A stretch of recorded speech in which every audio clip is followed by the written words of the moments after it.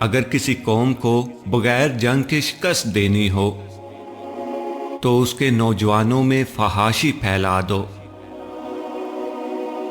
جہاں روٹی مزدور کی تنخواہ سے مہنگی ہو جائے وہاں دو چیزیں سستی ہو جاتی ہیں، عورت کی عزت اور مرد کی غیرت۔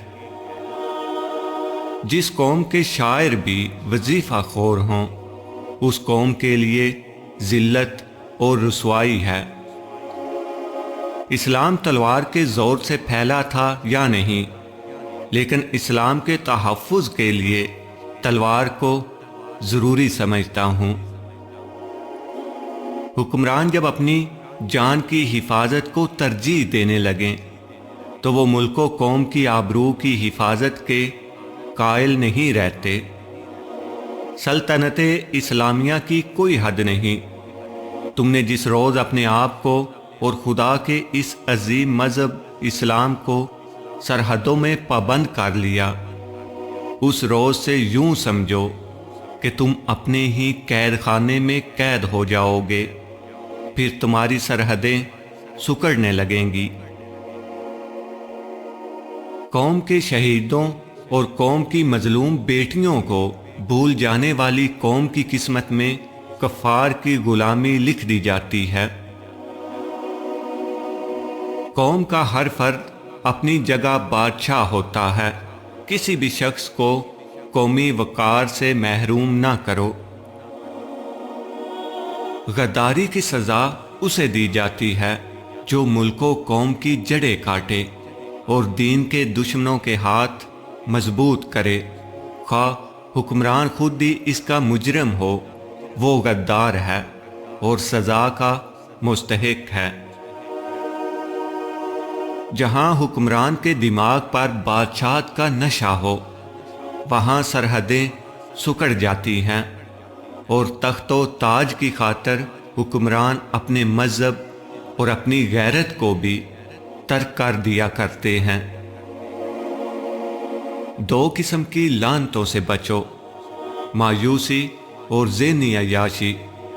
انسان پہلے مایوس ہوتا ہے، پھر ذہنی عیاشی کے ذریعے رائے فرار اختیار کرتا ہے۔ اسلام کا سر بلند دیکھنا چاہتے ہو تو دوست اور دشمن کی پہچان کرنا سیکھو۔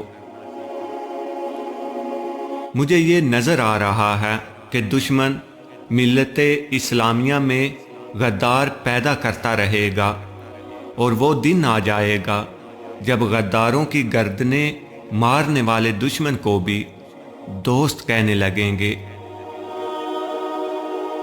جس قوم کے نوجوان بیدار ہو جائیں اس قوم کو کوئی شکست نہیں دے سکتا۔